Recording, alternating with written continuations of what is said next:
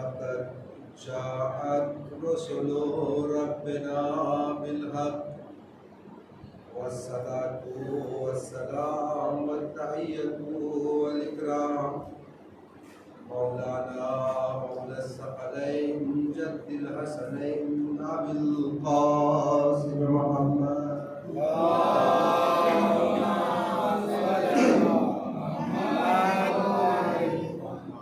وعلى أهل بيت الطيبين الطاهرين المعصومين المظلومين ولعنة الله على أعدائهم أجمعين ومن الآن إلى قيام يوم الدين. أما بعد فقد قال تبارك وتعالى في قرآن الحكيم والفرقان المجيد وقوله الحق بسم الله الرحمن الرحيم يا أيها الذين آمنوا أطيعوا الله وأطيعوا الرسول وأولي الأمر منكم صلوات محمد وآله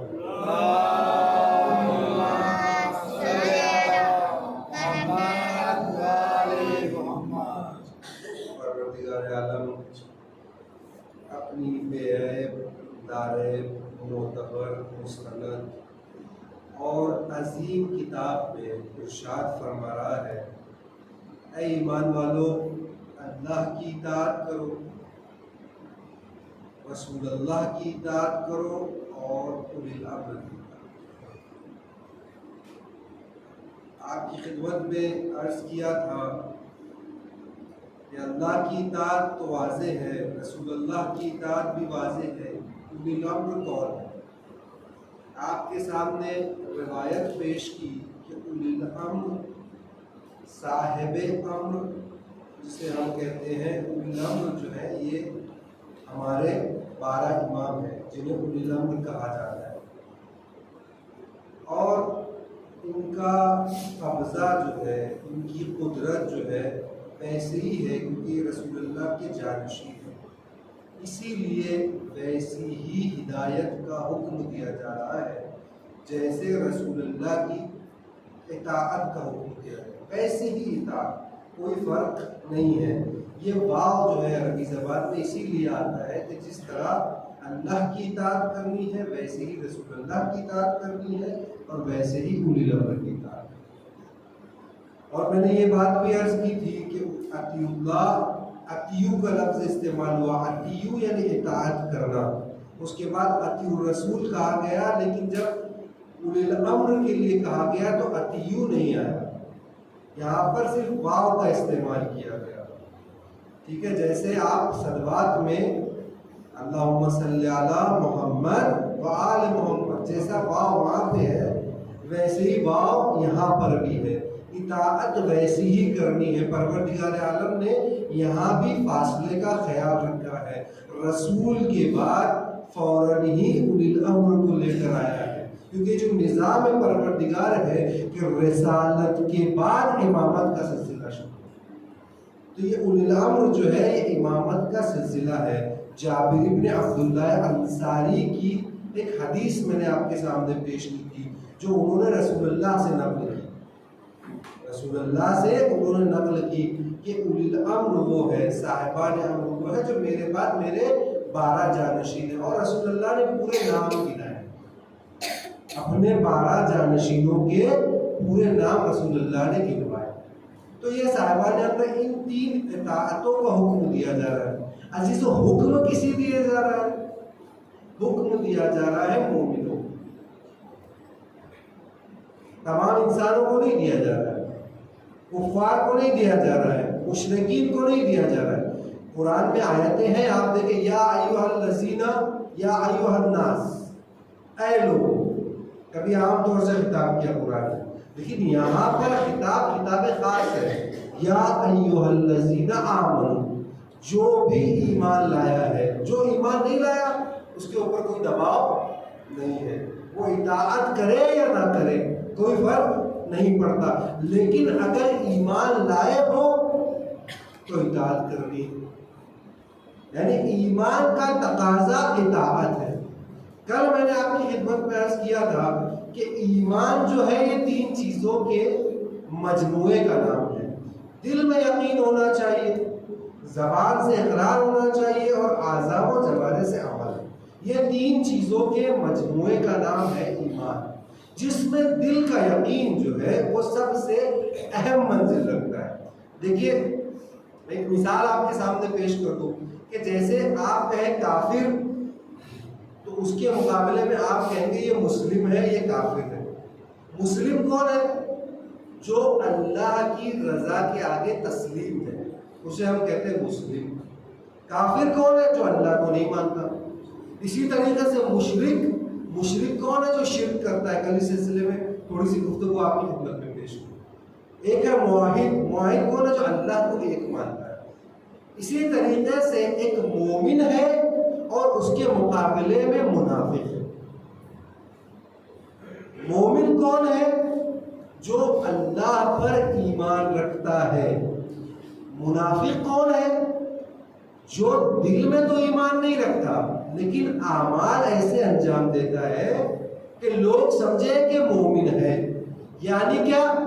یہ یہاں ہے جسمانی طور پر، دلی طور پر یہاں نہیں ہے، لیکن وہاں جو ہے جسمانی طور پر نہیں ہے، دلی طور پر ہے۔ اسے کہا جاتا ہے منافق۔ تو منافق کا کوئی گروہ نہیں ہے، یہ کبھی مومن کے ساتھ ہے، کبھی کافر کے ساتھ ہے، کبھی مشرک کے ساتھ ہے، کبھی موحد کے ساتھ ہے۔ جہاں جیسا رنگ دیکھتا ہے وہاں ویسا رنگ اختیار کر لیتا ہے، اسے کہتے ہیں منافق۔ پورا سورہ قرآن میں سورہ منافق ہوا۔ جب رسول اللہ کے پاس یہ سورہ نازل ہوا، یا رسول اللہ کچھ منافقین ہیں، مل جل کے صلوات پڑھے محمد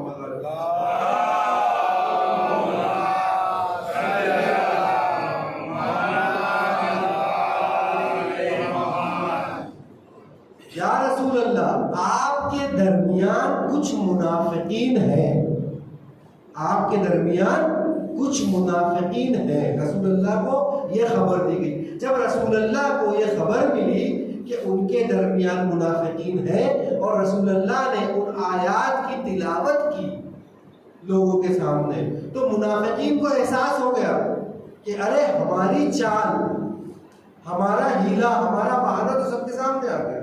جو کچھ ہم کرتے تھے یہ رسول اللہ کو کیسے معلوم ہو گیا؟ وحی کا ایک سلسلہ رسول اللہ کے پاس آ رہا، لہٰذا یہاں پر منافقین کو چہرے سے نقاب ہٹا دی گئی کہ یہ منافقین۔ لیکن قرآن نے کیا کیا؟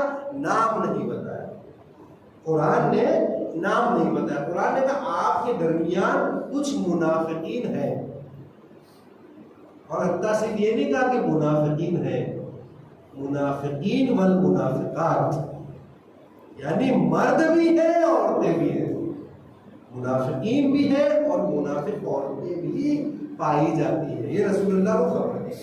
اب جب انہوں نے دیکھا تو یہ سب انڈر گراؤنڈ چلے گئے، کہ جب رسول اللہ کو خبر ہو گئی کہ جو کچھ ہم کرتے ہیں منافقین، دیکھیں منافق جو ہے جب موحد کے ساتھ ہے، جب مومن کے ساتھ ہے تو اس کے اعمال بھی اسی کی طرح ہے، اس کے دل میں کیا ہے کسی کو نہیں معلوم ہے، اعمال اسی طریقے سے انجام دے رہا ہے، وہ مومن کے ساتھ اٹھ رہا ہے، مومن کے ساتھ بیٹھ رہا ہے، لیکن جو اس کے کام ہے، اس کا جو دل ہے وہ خدا کی طرف نہیں، وہ خدا سے غافل ہے، وہ خدا پر ویسے ایمان نہیں لایا ہے جیسے ایمان لانا چاہیے۔ اسی لیے دوسری آیت نے آگے بڑھ کے کیا کہا کہ اے لوگوں جو تم ایمان لے آئے، جو بھی تم ایمان لے آئے، یعنی کیا مطلب؟ تم سب ایمان نہیں لائے ہو، تم میں سے کچھ لوگ ایمان لائے ہو۔ اگر سب کے سب ایمان لاتے تو آیت بڑھ کے کہتے تم سب ایمان لے کے آئے۔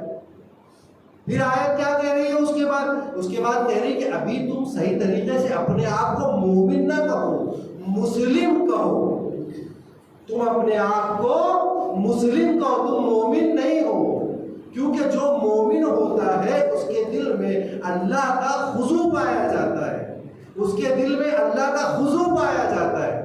تو یہ پہچان قرآن نے بتائی۔ تو جو مومن ہے، دیکھیے 3 دائرے اگر ہم بنا لیتے ہیں، سب سے پہلا دائرہ ہے انسانیت کا، جو بھی انسان ہے، جو بھی زمین پر جو بھی شخص ہے وہ انسان ہے۔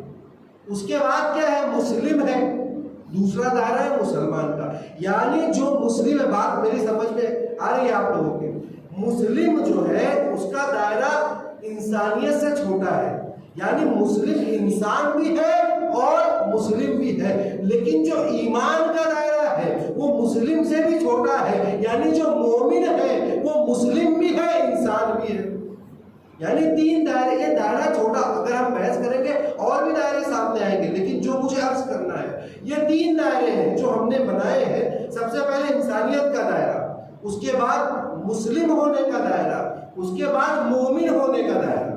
اور یہ مومن کون ہے؟ جس کے دل میں ایمان پایا جاتا ہے، اور جب دل میں ایمان ہوتا ہے تو زبان پر آ جاتا ہے، اور جب زبان پر آتا ہے تو اعضاء و جوارح اس کام کو کر کے دکھاتے ہیں کہ آیا اس کے اندر ایمان پایا جاتا ہے یا نہیں پایا جاتا۔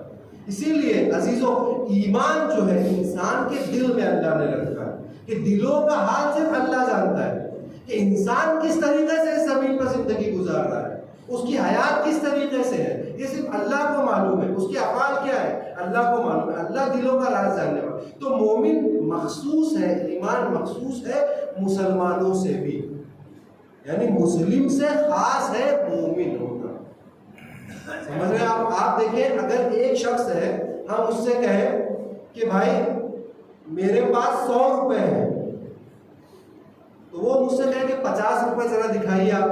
بھائی میرے پاس 100 روپے ہے، اب آپ کیسی بات کریں کہ 50 روپے دکھائیے، صحیح ہے نا؟ تو اس کا مطلب کیا، وہ 50 روپے جو ہے یہ 100 سے چھوٹے ہیں، اگر 100 ہے تو 50 بھی ہے۔ اسی لیے اگر مومن ہے تو مسلم بھی ہے، اور اگر مسلم ہے تو انسان بھی ہے، یعنی تینوں کیٹیگری اس کے اندر پائی جاتی ہے۔ اب آپ کو دیکھنا ہے کہ رسول اللہ نے جو یہ کام کیا، کیا کہا گیا؟ اطاعت کرو۔ کس کی اطاعت کرو؟ اطاعت کرو اللہ کی، اس کے بعد اللہ کے رسول کی، اور اس کے بعد اولی الامر کی۔ یہ تینوں کی اطاعت کا حکم مومن کو دیا گیا کہ جو بھی مومن ہوگا وہ یہ تین اطاعتیں کرے گا، اس کے یہاں یہ تین اطاعتیں پائی جائے گی۔ جو بھی مومن ہوگا، جس کے یہاں بھی ایمان پایا جائے گا، وہ یہ تینوں اطاعتیں کرے گا۔ اب سمجھ میں آیا؟ اگر تم کل ایمان کے ماننے والے ہو تو پہلے تمہیں مومن بننا پڑے گا، پھر تم کل ایمان کے ماننے والے ہو۔ مل جل کے صلوات پڑھے محمد والے محمد۔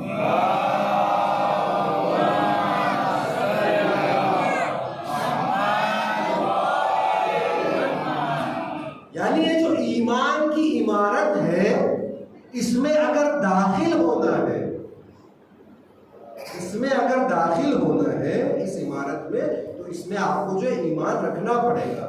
اور خود اسی لیے رسول اللہ نے کیا کہا کہ اے علی، تم سے محبت نہیں کرے گا مگر مومن، اور تم سے بغض نہیں رکھے گا مگر منافق۔ یعنی جو بھی علی سے محبت رکھے گا وہ مومن ہے، جو بھی علی سے نفرت کرے گا، بغض رکھے گا، وہ منافق۔ تو مومن کا اور منافق کا فرق یہ ہے کہ نفاق اس کے اندر پایا جاتا ہے۔ اب قرآن کی ایک آیت ہے جو بڑھ کر بتا رہی ہے کہ دیکھو مومن جو ہے کون ہے۔ دوسرے ایک آیت میں کہا گیا ہے کہ تم جو بھی اعمال انجام دیتے ہو، جو بھی اعمال، اللہ دیکھ رہا ہے، اس کے بعد کون دیکھ رہا ہے؟ رسول اللہ دیکھ رہے ہیں، اور اس کے بعد مومنین دیکھ رہے ہیں۔ یعنی جو اعمال تم انجام دیتے ہو اس کو یہ تین شخصیتیں دیکھ رہی ہیں۔ چاہے تم کوئی بھی عمل انجام دو، چاہے تمہارا عمل، دیکھیے انسان ایک شخص ہے، وہ آپ کو دھوکہ دے سکتا ہے، مجھے دھوکہ دے سکتا ہے، لیکن کوئی اپنے آپ کو دھوکہ نہیں دے سکتا۔ اسے معلوم ہے کہ میں اپنے آپ کو دھوکہ دے رہا ہوں، اور جب اپنے آپ کو نہیں دے سکتا تو اللہ کو کیسے دھوکہ دے سکتا ہے؟ اللہ کے سامنے تمام چیزیں۔ تو یہ جو ایمان ہے، جس کا ایمان پایا جاتا ہے، اس کے عمل کو، اعمال کو اللہ دیکھ رہا ہے، رسول اللہ دیکھ رہے ہیں، اور مومنین دیکھ رہے ہیں۔ یہاں مومنین سے مراد جو ہے اہل بیت، اس آیت میں جیسے وہاں پر اطاعت کے لیے کہا گیا، بالکل علمی گفتگو ہے، آپ توجہ رکھیے گا، جیسے وہاں اطاعت کے لیے کہا گیا کہ اللہ کی اطاعت کرو، رسول اللہ کی اطاعت کرو، اور اولی الامر کی اطاعت کرو، یہاں بھی تین لوگوں کو ناظر بنایا گیا، تین لوگوں کو دیکھنے والا بنایا گیا۔ ایک اللہ دیکھ رہا ہے، ایک رسول اللہ دیکھ رہے ہیں، اور ایک مومنون دیکھ رہے ہیں۔ مومنون کون ہے؟ اہل بیت۔ اسی لیے کہا امام جعفر الصادق علیہ السلام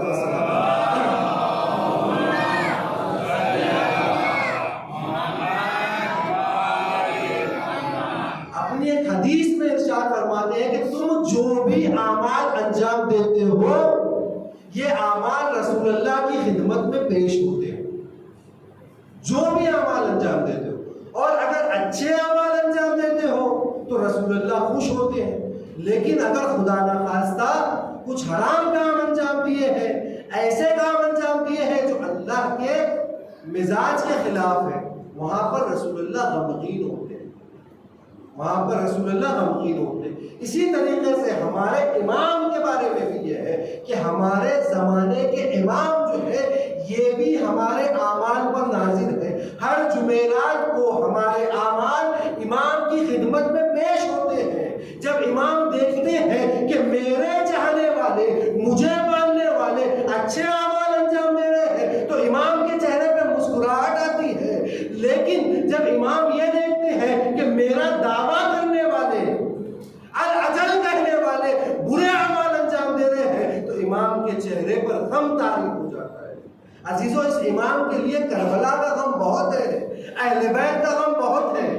ہم ایسے اعمال انجام نہ دیں کہ جب ہماری فائل اس امام کی خدمت میں پیش ہو، ہمارے زمانے کے امام کے، تو امام غمگین ہو جائے، امام آزردہ ہو جائے، امام افسردہ ہو جائے. ہر انسان کی ذمہ داری ہے کہ وہ اعمال، جب خدا ناظر ہے، رسول اللہ ناظر ہے اور مومن ناظر ہے، مومنون، قرآن نے مومنون کا لفظ استعمال کیا. یہاں بھی جمع ہے، جیسے میں نے کل آپ کی خدمت میں عرض کیا تھا، ویسے ہی یہاں بھی مومنون اس سے مراد روایتوں میں ہے، مستند روایتیں ہیں سب کے نزدیک کہ کیا کہا ہے کہ مومن وہ ہے کہ جو کیا کرے، مومن جو ایمان رکھتا ہے. لیکن یہ مومنون ایک ایمان کا اعلیٰ ترین درجہ ہے جسے قرآن مومن کہہ رہے. یہ صرف اہل بیت سے مخصوص ہے. صلوات پڑھیں محمد والے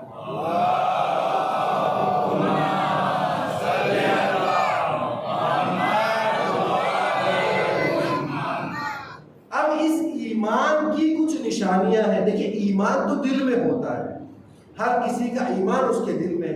اعمال تو سامنے انجام دے رہے ہیں، نماز پڑھ رہے ہیں، روزہ رکھ رہے ہیں، سارے کام انجام دے رہے ہیں، اگر ذکر کر رہے ہیں زبان سے ذکر، لیکن ایمان تو صرف دل میں ہوتا ہے. دل کا یقین ہی ایمان ہے، اس کے علاوہ کچھ ایمان نہیں ہے. جب ایمان دل میں ہوتا ہے آپ سمجھیں گے کیسے کہ آیا یہ مومن ہے یا نہیں ہے.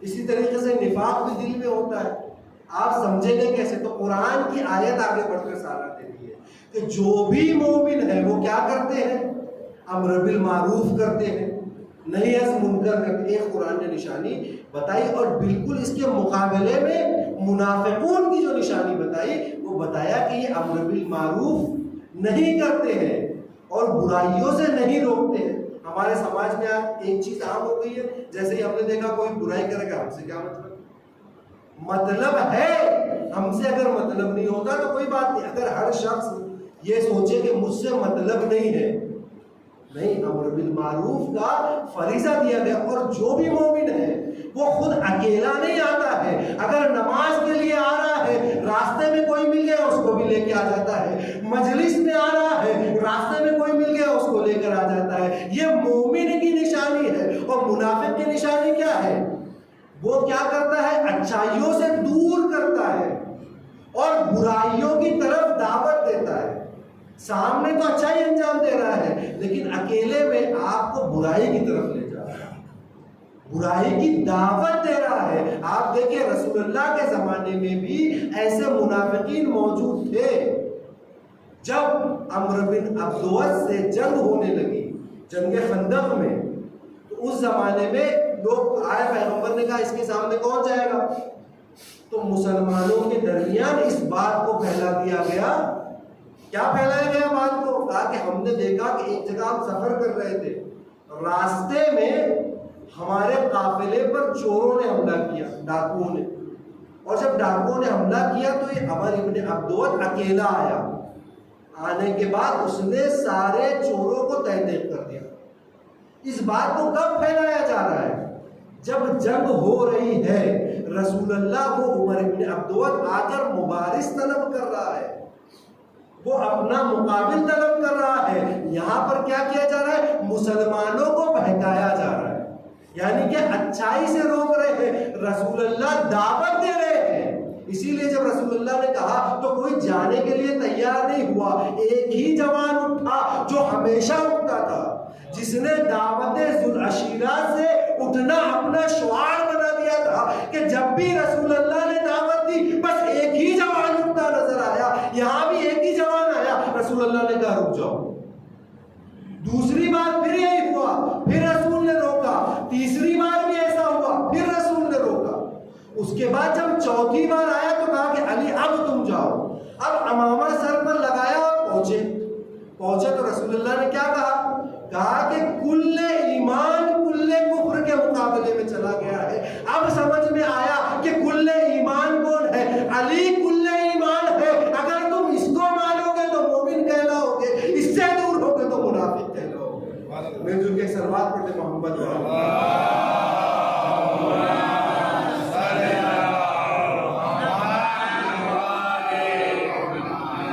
تو یہ آثار، ایمان کے آثار دکھائی دیتے ہیں. تو ایمان دکھائی نہیں دیتا، عمل آپ کو دکھائی دیتا ہے لیکن ایمان خود دکھائی نہیں دیتا، بلکہ ایمان کے آثار دکھائی دیتے ہیں. تو رسول اللہ نے بھی ایک ایمان کا اثر بتایا اپنے ایک حدیث میں. رسول اللہ ارشاد فرماتے ہیں کہ وہ مومن ہی نہیں ہے جو مجھ سے اتنی محبت نہ کرے جتنی وہ اپنے، یعنی اتنی محبت کرے مجھ سے کہ جتنی وہ اپنے باپ سے کرتا ہے اس سے زیادہ محبت کرے، اور جتنی وہ اپنے بیٹے سے کرتا ہے اس سے زیادہ محبت کرے، اور وہ جو سب لوگوں سے محبت کرتا ہے اس سے زیادہ محبت کرے. یعنی کیا؟ مومن وہ ہے جو اپنے باپ سے زیادہ رسول اللہ سے محبت کرے. مومن وہ ہے جو اپنے بیٹے سے زیادہ رسول اللہ سے محبت کرے. مومن وہ ہے جو اور لوگوں سے زیادہ رسول اللہ سے محبت کرے. رسول اللہ پہ جانے قربان ہے. عزیزوں، جب اگر یہ سوال ہم سے پوچھا جاتا ہے تو کون بے وقوف ہے، کون احمق ہے جو کہے گا کہ میں اپنے باپ سے زیادہ رسول اللہ سے محبت نہیں کرتا ہوں؟ زبانی طور پہ تو سب دعویٰ کرتے ہیں، لیکن جب دکھانے کی منزل آتی ہے تب سمجھ میں آئے کہ جب کسی کا بیٹا موجود ہو اور وہ اپنے بیٹے پر رسول اللہ کو افضلیت دے، رسول اللہ کو اولویت دے، تو ہمیں سمجھ میں آئے گا کہ ہاں یہ رسول اللہ سے زیادہ محبت کرتا ہے بیٹے کے بنسبت. تبھی سمجھ میں آئے گا. اسی طریقے سے جب تک سامنا نہیں ہوگا سمجھ میں نہیں آئے گا. آپ دیکھ لیجئے شیب ابی طالب میں رسول اللہ کی جگہ ہر رات کون بستر بدلتا ہے، کون اپنے بیٹے کو رسول اللہ کی جگہ سلا دیتا ہے تاکہ اگر کفار قریش حملہ کرے تو میرا بیٹا قتل ہو جائے، لیکن رسول اللہ محفوظ رہے. ہر روز کا یہ عمل ہے. 3 سال تک اس عمل کو انجام دیا گیا. اسی لیے علی کو بستر رسول پر سونے کی اتنی عادت ہو گئی کہ جب یہ بستر چھوٹا تو نیند نہیں آئی. اس کے بعد کب نیند آئی؟ شب ہجرت جب علی رسول کے بستر پر سوئے تو یہ سونا اتنا عظیم تھا، یہ سونا اتنا کھرا تھا کہ اسے مالک نے خرید لیا. اتنا کھرا سونا تھا کہ مشیت خدا خرید لی. مل جل کے ایک صلوات پڑھے محمد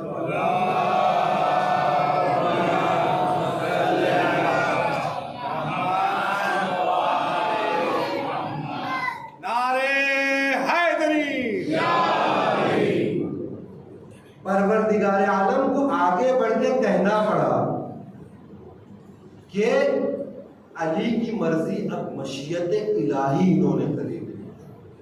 اب جو ان کی مرضی ہوگی وہی اللہ کی ہوگی. توجہ فرما رہے ہیں. اسی لیے رسول اللہ نے یہ بات جو حدیث پیش کی جو میں نے آپ کی خدمت میں کہ کوئی محبت نہیں کرتا ہے، اس کو تمام لوگوں نے لکھا. اہل سنت نے بھی اپنی کتابوں میں لکھا، شیعہ برادران نے بھی اپنی کتابوں میں لکھا. دونوں نے لکھا. سب اس کو قبول کرتے اور محبت کا دعویٰ بھی سب کرتے، لیکن بتانے والا کوئی نہیں کہ کوئی محبت کر کے بتائے. لہٰذا یہاں پر ابو طالب اس فعل کو انجام دے کر بتا رہے ہیں کہ بعد میں آنے والے مسلمان، بعد میں ایمان لانے والے مسلمان یہ نہ سمجھ لے کہ بھائی کون مسلم ہے. دیکھیے جب ابو طالب کا اس حدیث سے مومن ہونا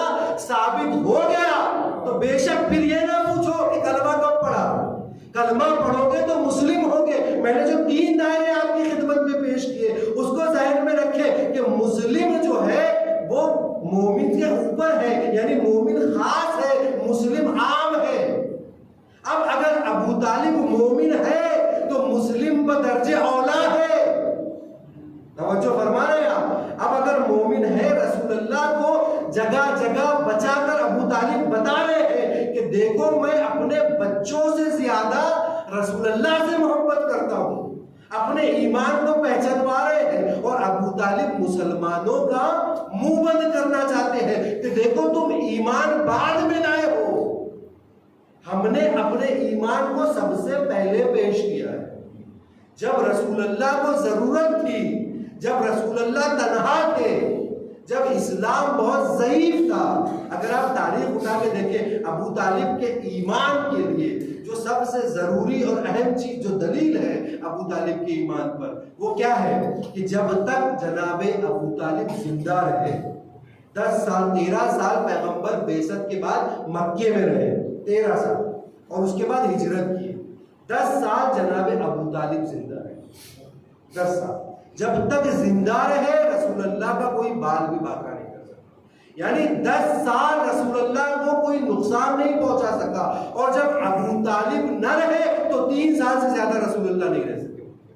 ہجرت کرنے پر مجبور ہونا پڑا. ہاں رسول اللہ جو ہے وہ ابو طالب کے بعد ایک طریقے سے ان کا حامی چلا گیا تھا، لیکن ابو طالب کے بیٹے نے شب ہجرت رسول اللہ کے بستر پر سو کے دکھایا کہ دیکھو ابو طالب نہیں ہے تو کیا ہوا، ان کا بیٹا موجود ہے جو آپ کی نصرت کرے گا. اسی لیے جب فرشتوں نے مبارکباد دی ہے تو یہ نہیں کہا کہ علی سویا ہے، امیر المومنین سویا ہے، کل ایمان سویا ہے، یہ سب نہیں کہا. کیا کہا کہ مبارکباد دی، اے علی ابن ابی طالب، اے ابو طالب کے بیٹے تمہیں مبارک ہو.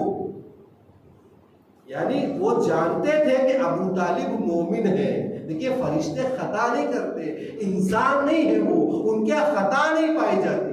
ابو طالب کے ایمان کو پہچان رہے تھے، لیکن ہم کیسے مسلمان ہیں جو آج تک ابو طالب کے ایمان کو نہیں پہچان سکے. مل جل کے ایک صلوات پڑھ لیں محمد والے.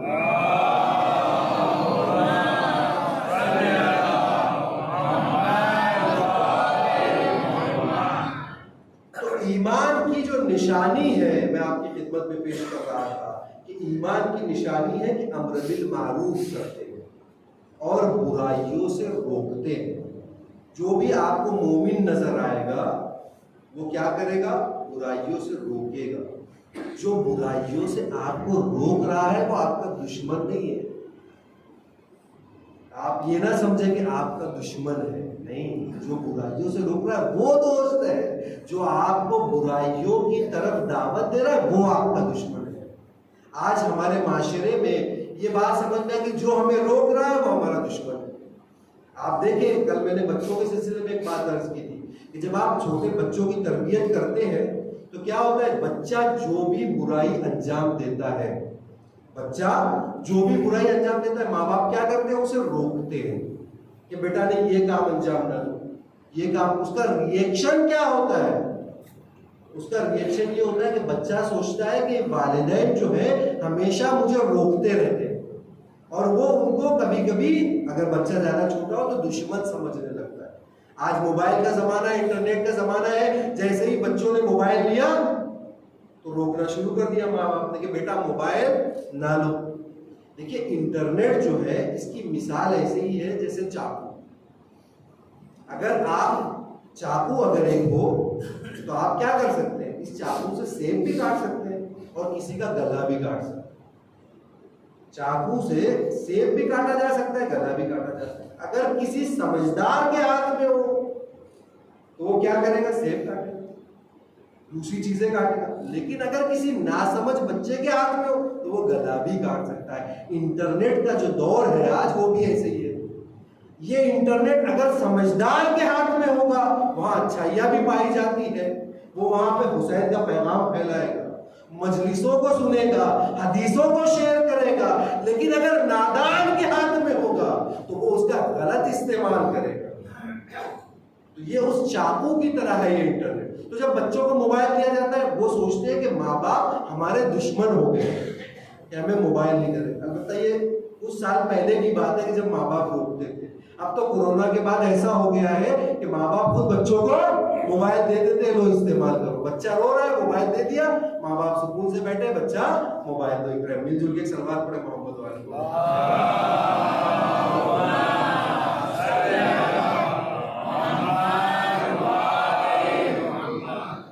عزیزو, حسینی کا شیوا یہ ہے, حسینی کی ذمہ داری یہ ہے, ایک مومن کی ذمہ داری یہ ہے کہ جیسا عمل حسین نے کیا ہے ویسے کرے.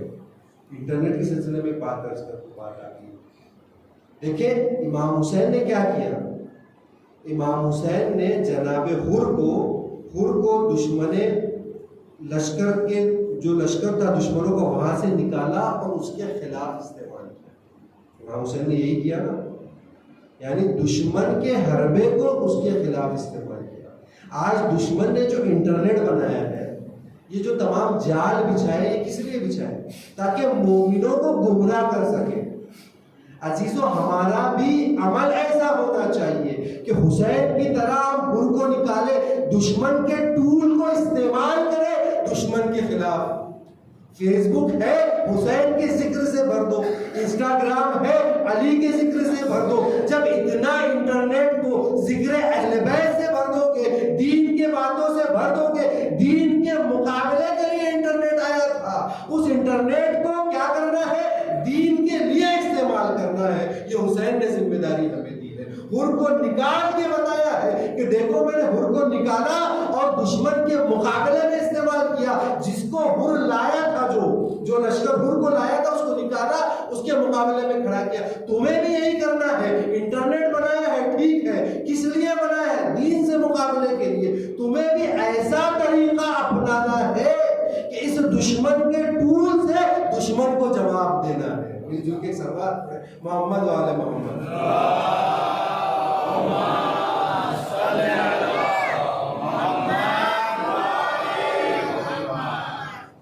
آپ دیکھیں ہم جو ہے اس ترقی یافتہ دنیا میں بہت پیچھے ہیں. ہم بہت پیچھے, ہمارے پاس کچھ نہیں ہے. کبھی کبھی یہ جو ہنر ہوتا ہے وہ اتنا کام کر جاتا ہے کہ ایک ممبر جو ہے وہ کام نہیں کرتا. آپ دیکھیں علماء حضرات ہزاروں سال سے مختار نامہ پڑھ رہے تھے, لیکن جیسے ہی مختار نامہ سیریل بنا آیا, لوگوں نے اسے دیکھا, پوری تاریخ ان کے ذہن میں آ گئی یا نہیں آ گئی؟ پوری تاریخ, ایک بار مختار نامے نے وہ کام کیا, پوری تاریخ لوگوں کے ذہن میں آ گئی. میں نہیں کہہ رہا ہوں کہ علماء فریضہ نہیں, زمانے کے ساتھ چلنا ہے. ضروری ہے کہ آپ انٹرنیٹ کو استعمال کریں, ایسا نہ ہو کہ ہم پیچھے رہ جائیں, ٹیکنالوجی میں پیچھے رہ. نہیں, ہم علی کا چاہنے والا ہے ہی وہ کہ جو ہر چیز میں آگے ہو. اگر ٹیکنالوجی ہے تو ٹیکنالوجی میں آگے, لیکن اس ٹیکنالوجی کا صحیح استعمال کرنا. ایک شہید گزرے مصطفیٰ چمران, بہت مشہور ہے. انہوں نے آکسفورڈ میں تعلیم حاصل کی, اس کے بعد ناسا گئے. جب ناسا گئے تو وہاں پر نیوکلیر بم کا پروجیکٹ تھا, نیوکلیر بم کا پروجیکٹ. ان سے کہا ان کے استاد نے کہ تم بھی اس میں شریک ہو جاؤ. انہوں نے کہا نہیں, میں اس میں شریک نہیں ہوں گا. تم جو بم بناؤ گے اسے انسانیت کے خلاف استعمال کرو, اور انسانیت جو ہے یہ اسلام کا پیغام ہے. اسلام کا پیغام ہی انسانیت ہے. انسانوں کو دوسروں کو زندگی, اسلام آیا ہی اس لیے ہے کہ پہلے دوسروں کی مدد کرو. جو دوسروں کے لیے اپنے لیے پسند کرتے وہ دوسروں کے لیے پسند کرو. وہاں انہوں نے بم میں مدد نہیں کی, انہوں نے انکار کر دیا کہ نہیں میں بم نہیں بناؤں گا, کیونکہ تم اسے انسانیت کے خلاف استعمال کرو گے. ٹیکنالوجی سیکھی, اس سے فائدہ حاصل کیا, لیکن اس کے ساتھ نہیں گئے, اس کے ساتھ نہیں گئے. توجہ فرما رہے ہیں آپ, کیوں؟ اس لیے کہ انسانیت کے خلاف استعمال ہو رہا ہے. تو مومن بھی ایسے ہی ہوتا ہے. مومن وہ ہے جو زیرک ہو. عزیزو, مومن وہ نہیں ہے کہ جو دوسرے کو دھوکہ نہ دے, نہیں, بلکہ مومن وہ ہے نہ جو دھوکہ کھاتا ہے نہ نہ دھوکہ دیتا ہے، اسے کوئی دھوکہ بھی نہیں دے سکتا اور وہ کسی کو دھوکہ بھی نہیں دے سکتا ہے۔ تو مومن زیرک ہوتا ہے، اسے معلوم ہونا چاہیے کہ وہ انٹرنیٹ کا استعمال کیسے کرے۔ اگر اپنے 10 گھنٹے 8 گھنٹے وہ انٹرنیٹ پر سرف کر رہا ہے، موبائل میں سرف کر رہا ہے، تو اس کا آؤٹ پٹ کیا ہے، اس کا نتیجہ کیا ہے؟ آیا صرف وقت گزاری کے لیے ہے؟ یہ انٹرنیٹ جو ہمارے پاس ہے کیا صرف وقت گزاری کے لیے؟ نہیں ہے عزیزو۔ اگر ہم اسے چاہیں ویسے استعمال کریں جیسے اہل بیت نے استعمال کیا دشمن کے وسیلوں کو، اگر ہم بھی چاہتے ہیں، کیونکہ دنیا میں جتنی بھی علم ہے، دنیا میں جتنا بھی نالج ہے، یہ سارا کے سارا نالج اہل بیت کے یہاں سے، سارا کے سارا یہاں سے گیا ہے، ابتدا یہاں سے ہوئی ہے۔ مسلمان اسی لیے پیچھے رہ گئے کہ انہوں نے کہا کہ ہمارے لیے قرآن کافی ہے، اہل بیت کو چھوڑ دیا، کوئی انہیں تفسیر بتانے والا نہیں تھا، کوئی انہیں تفسیر سمجھانے والا نہیں تھا۔ نتیجہ کیا ہوا؟ دوسری قومیں آگے نکل گئی، مسلمان پیچھے رہ گئے۔ اگر مسلمان اس بات کو سمجھ لیتے، قرآن کے ساتھ ساتھ اہل بیت کو لے لیتے، تو آج مسلمان پیچھے نہیں ہوتے۔ آپ دیکھیں جب رسول اللہ نے جگہ جگہ مومنوں کے لیے ایک معیار دیا ہے، امیر المومنین کو جگہ جگہ پیش کر رہے ہیں رسول اللہ، چاہے بعثت سے پہلے ہی کیوں نہ ہو، بعثت کے بعد ہی کیوں نہ ہو۔ بعثت سے پہلے جب تک ابو طالب ساتھ میں رہے، رسول اللہ کی مدد کرتے رہے، ہر جگہ مدد کی، اللہ نے اجر بھی دیا، تو کیسا دیا کہ بیٹے کو امیر المومنین بنا دیا۔ دنیا جس کے کلمے پر اشکال کر رہی ہے، اس کے بیٹے کو امیر المومنین بنا دیا۔ مل جل کے صلوات پڑھے محمد والے۔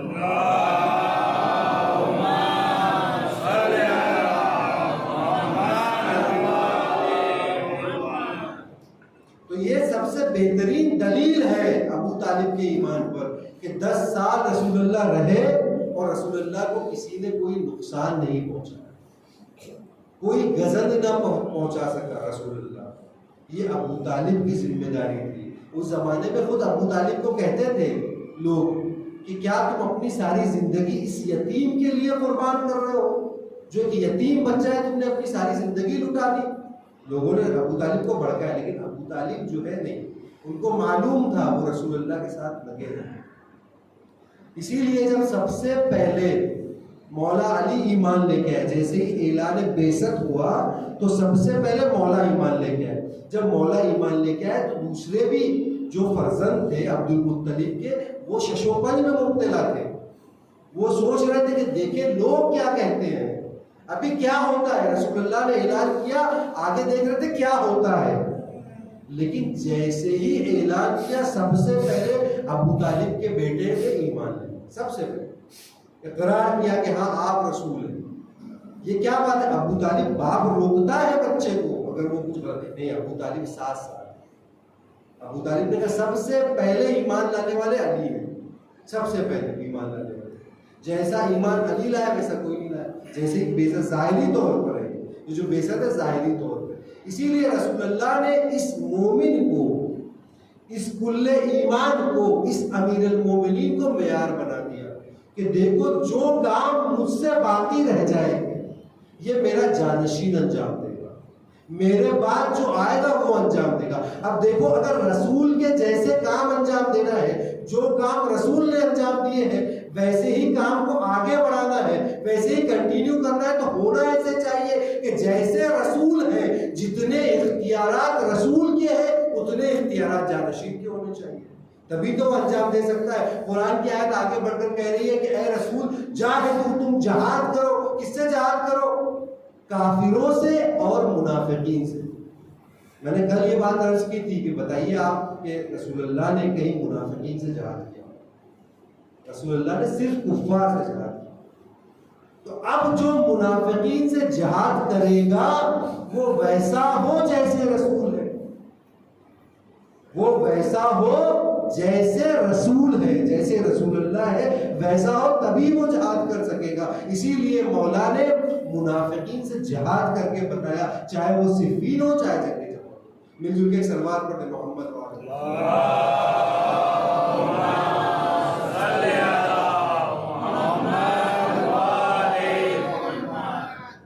تو مولا اس رسول کے کام کو کنٹینیو کر کے بتا رہے ہیں، اس مولا کو ابو طالب سے ملا ہے، اور اجر بھی کتنا عظیم دیا جناب ابو طالب کو اللہ نے، کہ کربلا میں جو آپ کہتے ہیں کہ 18 بنی ہاشم تھے، تو ان 18 بنی ہاشم میں سارے کے سارے ابو طالب تھے۔ عبد المطلب ہے بنی ہاشم، پھر عبد المطلب، یہ سلسلہ ہے پورا۔ لیکن اگر آپ دیکھیں تو یہاں یا جعفر کی اولادیں ہیں، یا طالب کی اولادیں ہیں، یا علی کی اولادیں، اور یہ ایک عظیم سلسلہ ہے، کیونکہ امام حسین کو تو رسول اللہ نے لے لیا، امام حسین تو رسول اللہ کے بیٹے ہیں، تو ان کے بیٹے رسول اللہ کے بیٹے، یعنی کیا کہا رسول اللہ نے، حسین و منی و انا من الحسین، حسین میرے جیسا۔ اب جب رسول نہیں ہے تو ان کی جگہ پر امام حسین ہے، تو امام حسین کے ساتھ کے لیے اگر کوئی آل کام آئی ہے تو وہ صرف اولاد ابو طالب، اور انہی اولاد ابو طالب کی لاشوں کو کربلا کے میدان میں خارج ہو گیا۔ انہوں نے اپنے کشتہائے نجس کو تو دفن کر دیا، لیکن امام حسین کی اور ان کے اصحاب کی، خاندان بنی ہاشم کی لاشیں پائی۔ عمر سعد 11 محرم کو اپنی فوج کو لے کر چلا گیا۔ اب یہ قافلہ چلا، جب کوفہ پہنچا، اسیروں کا قافلہ جب کوفے کے دروازے پہ پہنچا قافلہ، تو کہا رات ہو گئی تھی جب پہنچے، تو کہا ابھی انتظار کیا ہے، جب کل صبح آئے گی تو اس قافلے کو کوفے پہ داخل کرائے۔ رات بھر قافلہ کھڑا رہا، انتظار کرتا رہا، انتظار، جب دن نکلا تو اعلان کرایا گیا کہ کچھ خارجیوں نے خروج کیا تھا، جن کے مردوں کو قتل کر دیا گیا ہے، ان کی عورتوں کو اسیر بنا کے لایا جا رہا ہے۔ اللہ اکبر۔ جناب زینب ان بازاروں سے گزر رہی ہے جہاں بی بی نے اسلام کی دعوت دی، جہاں قرآن کے درس دیے تھے، ان بازاروں سے بی بی گزر رہی ہے، وہاں سے لے جا کر انہیں زندان میں رکھا گیا۔ جب 19 محرم آئی تو اس قافلے کو یہاں سے نکالا گیا۔ کیوں نکالا گیا؟ کیونکہ ابن زیاد نے خط لکھا یزید کو کہ حالات بالکل بدل چکے ہیں، جیسا ماحول پہلے تھا ویسا بالکل نہیں ہے، اگر یہ قافلہ یہی رہا زندان میں تو بہت جلدی بغاوت ہو جائے گی۔ آپ سوچیں کہ 12 محرم کو قافلہ پہنچا ہے کوفے میں، اور اتنی جلدی شام تک گیا بھی قاصد، واپس بھی آ گیا۔ 19 کو کہا گیا کہ انہیں فوراً یہاں سے نکالو اور شام بھیجو۔ اب یہ قافلہ چلا، رات کی دن میں نہیں نکالا گیا، اس قافلے کو رات کی تاریکی میں نکالا گیا۔ اب جب رات کی تاریکی میں نکالا گیا تو ان کو ڈر یہ تھا کہ جو بغاوت کا سلسلہ شروع ہو گیا، یہ لوگ آ کر ہم سے اس قافلے کو چھین نہ لیں، لہٰذا ایک ایسی جگہ کی تلاش میں تھے کہ جہاں پر پناہ لے سکے۔ دور کیا دیکھا کہ ایک دیا ٹمٹما رہا ہے، گئے اس دیے کے پاس، کیا دیکھا کہ ایک راہب ہے، اس راہب کا دیر ہے جہاں کا یہ دیا ٹمٹما رہا ہے۔ دق الباب کیا، ایک بوڑھا راہب باہر آیا، اس کو بتایا کہ دیکھو کچھ لوگوں نے حکومت کے خلاف خروج کیا تھا، ہم نے ان کے مردوں کو قتل کر دیا، عورتوں کو اسیر بنا کر لائے ہیں۔ راہب نے نظریں دوڑائی تو کیا دیکھے کہ بیویاں رسن بستہ ہے، ایک جوان ہے جو اوپر سے نیچے تک خاردار توپ میں۔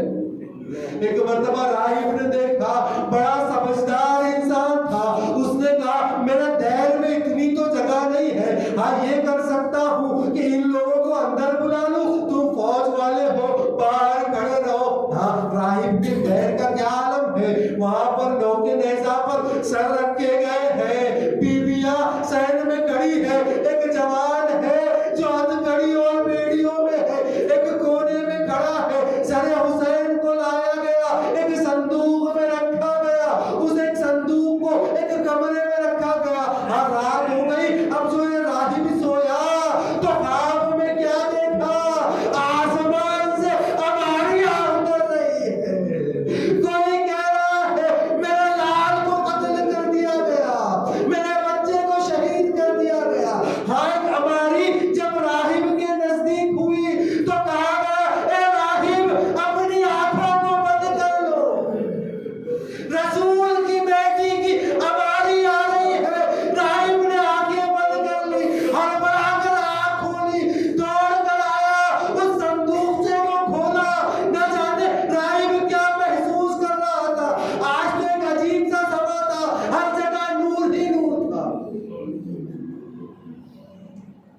ہر جگہ نور ہی نور نظر آ رہا تھا. صندوق کو کھولا, سر مبارک کو لیا, گلاب سے دھونا شروع کیا. میں کہوں گا یہ راہب ہے. ارے شام میں آئیے, حسین کا اثر ہوگا. چوبے حضرات سے ان ہونٹوں پر وار کیا جائے گا جسے رسول اللہ چوما کرتے. راہب نے اس سر کو غسل دیا, گلاب پانی سے اسے دھویا. اب ایک جگہ لے کے پہنچا, غور سے دیکھا تو کیا دیکھا, یہ میرا مولا حسین ہے. اے مولا, آپ نے وعدہ تو کیا تھا کہ میں تمہارے گھر آؤں گا. اے مولا, اب آئے ہو, کس عالم میں آئے ہو. چومنے لگا راہب, سر کو چومنے لگا. ایک مرتبہ اپنے شاگردوں کو آواز دی, تلواریں نکالی, آؤ ان دشمنوں سے انہیں آزاد کیے دیتے ہیں. سید سجاد کی خدمت میں پہنچا. سید سجاد نے ہاتھ دکھا کر روک لیا. رک جاؤ راہب, ابھی یہ منزل نہیں ہے, یہ تو پہلا امتحان ہے.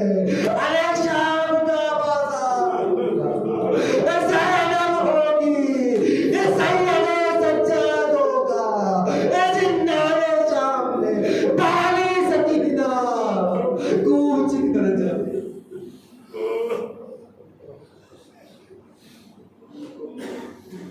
سيعلم الذين ظلموا أي منقلب ينقلبون. بارہ محمد والے محمد کا واسطہ ہے, ہمارے گناہوں کو بخش دے. بارہ اس مختصر سی عبادت کو قبول فرما. بارہ تجھے محمد والے محمد کا واسطہ, ہم جیے تو تیرے لیے, تیرے اہل بیت کے لیے, مرے تو تیرے لیے, تیرے اہل بیت کے لیے. ایسا جذبہ عنایت فرما. بارہ جہاں کہیں مشکل ہے در کردار آباد ہیں, ان کی حفاظت فرما. بارہ جو پریشان حال ہے ان کی پریشانیوں کو دور فرما. بارہ جو بے اولاد ہے انہیں صاحب اولاد فرما. بارہ جو حج زیارات کے مشتاق ہیں انہیں حج زیارات سے بار بار مشرف فرما. بارہ تجھے محمد والے محمد کا واسطہ قلب ناظرین امام زمانہ کو ہم سے راضی فرما, اور ہمیں اس لائق بنا دے کہ ان کی عوام انسانی شکر.